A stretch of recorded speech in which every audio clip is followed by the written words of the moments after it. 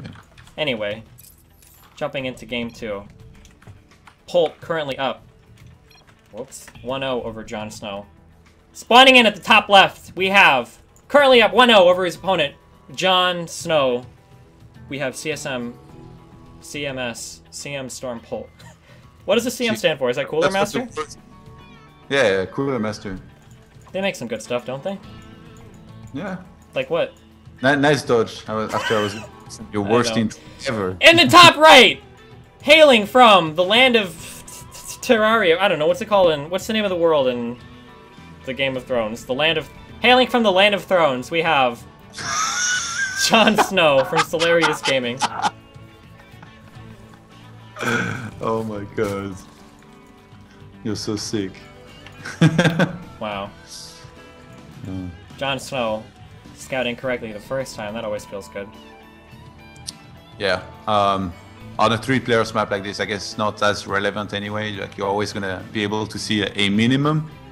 And I would actually do most Zergs, try and play a little bit of extra greedy against somebody like Polt, who never really seems to 2-racks, but always opens Reaper. Like if you find the just right amount of drones you can make before you have to make units to defend against that Reaper, I feel like it will definitely be a nice little extra lead that you will have against him. Yeah, the problem is that like it's the same in this matchup as it is with PvT. Do you ever feel like in PvT you're kind of like locked into like opening one way, because if you don't, that one Reaper's gonna... It's kind of the same as PvT. Like you can delay, like maybe you do like 16 pool after 15 hatch instead of like 15 pool or something. So like you cut a little corner there. Maybe you only make foilings instead of 6. But the problem is that if you try to cut too many corners, what happens is when the Reaper comes in, you end up making so many spores and extractors that like you don't gain anything because you had to make so many things to keep your drones alive. That early Reaper just like, I don't know, I really don't like that early Reaper right now in Heart of the Swarm. I feel like it locks out so many openings.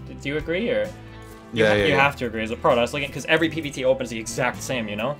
I have to agree, and I have to start doing the play-by-play after you did the analysis. Wow, sorry, go ahead. I'm just kidding. Nah, it's okay. It's not my matchup, man. Oh, okay. No Protoss here, so I'll let you speak a little bit more exceptionally. Thank you. You'll allow me to, Master Todd? Since you're pretty clueless anyway, like once that you know something. I can actually look like I know. You're actually just typing me what to say in the Skype so that I don't look like an idiot because you're such a nice person. So what was the big problem that you were talking about that you have on this map? It's elevators everywhere. Elevators all the way down. Like, what? Like, it's everywhere. Do you see how, like, you can put, like, you can you make some banelings and, like, receive those units when they come in? Well, I mean, obviously you can, but it just limits your options. Like, whereas before, against like... medivacs. Against what? Against medivacs, you meant, or what? Yeah, against medivacs, elevatoring. Like, here, do you have my screen right now on? Yeah. Okay, so, like, look, you can do units. Do you see the boxes I make, or no? No. Okay. Well, like, you can put units in the middle. Like, you can put units there. You can elevator up. You can put units here. In the middle here. You can elevator. You still have free spread in units. Yeah, I know, kind of. But, like, if you go to take, like, a 4th, like, you can elevator up and down the middle map here. Like, you can elevator, like, around over here. Like, there's elevators everywhere. The whole map is, like... But you don't engage into those. You just wait until the TN finally attacks. That's when you crush him. Yeah, but, I mean, like, if your creep isn't spread out that far, you're dead. Because normally, you don't ever want to attack into the Terran. Yeah, you need to learn how to fucking creep spread. But it's hard if the Terran is active. If the Terran is active and they're scanning and destroying creep and you don't have creep spread, like, for your 4th, you can't take it because the elevator destroys you. And having creep spread all across the middle of the map against a competent Terran player that's constantly scanning and destroying tumors can be really difficult. I see it happen in Pro League, okay? So it's obviously not just a new problem. Fuck you. Too fast. It's not a new problem. It happens in Pro League. Fuck you. You're getting way too rustled about I'm so fucking rustled right now. Almost as rustled as JonSnow is, letting this bunker finish in front of his base, a problem no Terran wants to, or Zerg wants to deal with. Almost losing a queen there. Will the salvage go down in time? I think it will not. Wow. Bunker is not salvaged. Nice. Yeah. Good on JonSnow there. Decent enough hold for JonSnow to be quite a few walkers ahead now, but we have a starport on the way behind this. Maybe some of these elevators, maybe a Banshee. Probably actually, a Banshee. He's known to open with like the deep Viking that you always see out of him, which after which he likes to get, like he had this one build that he did for some time where he starts Steam Pack, he makes Marauders out of one barracks, and the timing he gets his medivacs, his first medivac out after the Viking, finishes exactly when there is 4 Marauders out, and I think this is what we might see here. Yeah, it sounds like you're exactly right. We've got the Marauder in production, the starport's almost done. Do you think we'll see Hellions also being made out of the refinery? Or out of the factory. I was like, what is being made out of the free refinery? The refinery. It's actually not needed to produce Hellions. Viking, yes. Fun fact for StarCraft 2, did you know that Hellions are the only AoE unit in the game that don't take gas? Is that actually true? I don't actually know that. I think it is, right? That's probably true, yeah. Which is bullshit. And they transform. They're the only unit in the game that transforms and doesn't take gas too. Did you know that? No, because they're only unit in the game that transform, actually. Are you sure? I guess, I don't know if you would count like Corruptors into Broodlords, or Lings into Banelings. Yeah, or Banelings. No, not really. Yeah, I think they're the only one. Oh, Vikings transform. Kind of? Would you say that? Oh, yeah. Like ground into... Yeah, I guess. I mean, it's the same as Hellbats and Hellions, if you think about it. Like, they have different use. But in this case... Oh, this is really nice by Polt. Yeah, I'm actually surprised that he's moving out with the Marauders before. Whoa! Polt going past the Queens, and this is not a good wall here. The Roaches are headed for the main, trying to defend against the Reapers, so that's gonna leave a free area in that natural to start again getting big sniped. I don't want to be... 4 Walkers have been killed already. Yeah, I don't want to be the... and an Overlord by JonSnow's own Queens, unfortunately. I don't want to be the anti-hype man, but after a loss like that, that almost completely seals the game away. Without, like, the Terran doing terrible stuff. You can't you just can't lose that many drones early on. You're not going to be ready to receive any of the attacks. It's already a pretty close matchup. Like, ZVT isn't, like, horrendously favoring either party in the early mid-game, so losing that much... What? He just got Tech Lab on on his factory. Do you think he goes for tanks, or that's for one of the barracks? Because his production is not going to be massive, and he knows that he's put the Zerg massively behind you. So yeah, we are going to have tanks indeed. Did you watch the finals of the Gfinity G3 nope. of Bunny versus Hyun? Nope. They had a game on this map. Oh, the Hellions! What is he doing? What? Thought he could run in.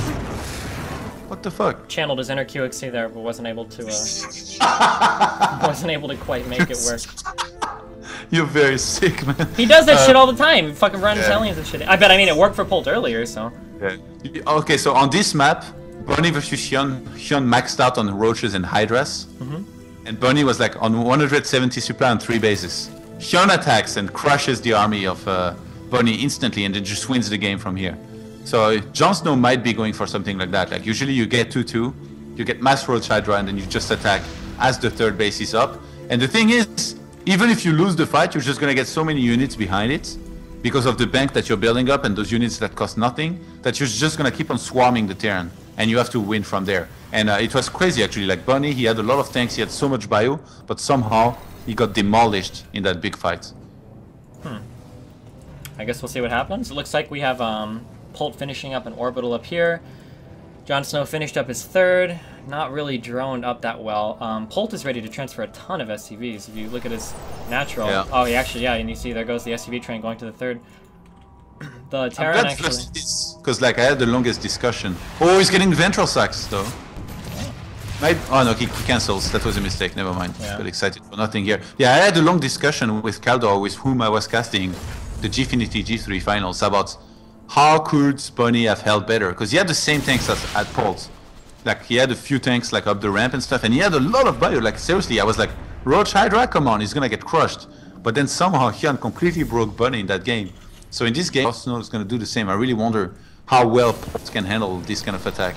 I mean, I would have had to see the fights, but like, one of the reasons, do you know why Bio beats Roach Hydra so convincingly all the time? It has to do with the unit size. The nice thing about Marine Marauder is that, like, you get a tightly packed group of them. There's so much more Marine Marauder packed into little groups that they can be all firing at the same time. Whereas with Roach Hydra, the Roaches are so large and the Hydras are so big that it's hard to get all of them attacking. So if you can actually set up, like, really big concaves, the Roach Hydra is actually pretty decent. It's just when you get into those smaller areas where even though the concave looks good on both sides, you'll notice that, like, the Hydras and the Roaches in the back aren't really doing as much, and all the Marine Marauder are firing at the same time, you know? Okay. And I think that played a big role too in Bunny versus Hyun when they played earlier, but JonSnow, it was actually same positions too. That's so funny. I think JonSnow, if he does the same attack, he probably saw that game too, he's probably thinking the same as me. He does that attack through the top corridor, or like not through the top base, you know, that's like a little bit more to the right. I'm on your vision. Oh, sure. Yeah, he attacks to that place. It's very hard for the tanks to be in a good position to also shoot at the units while they are shooting at the CC or the army. So you would have to pull back. But what Bunny did is he kind of stemmed in for all of his units to be attacking. So he lost all of his bioforces, and then behind is the tanks against Roach Hydras by themselves.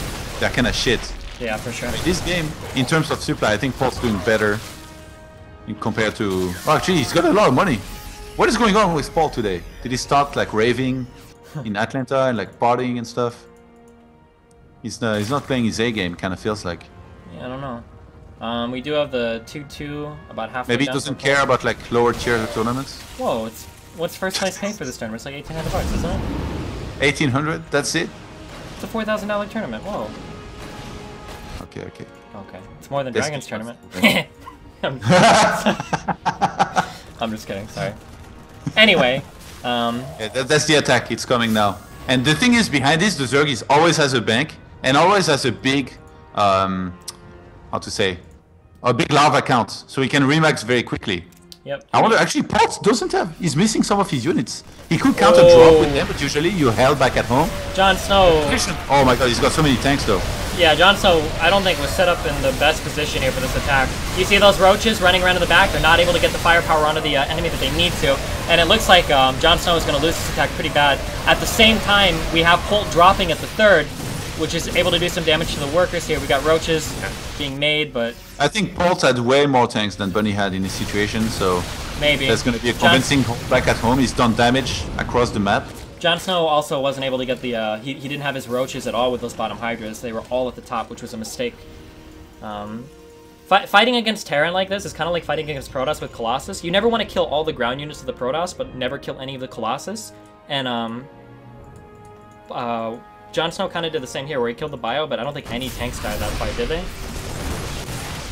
Yeah, no, I don't think so. Maybe one.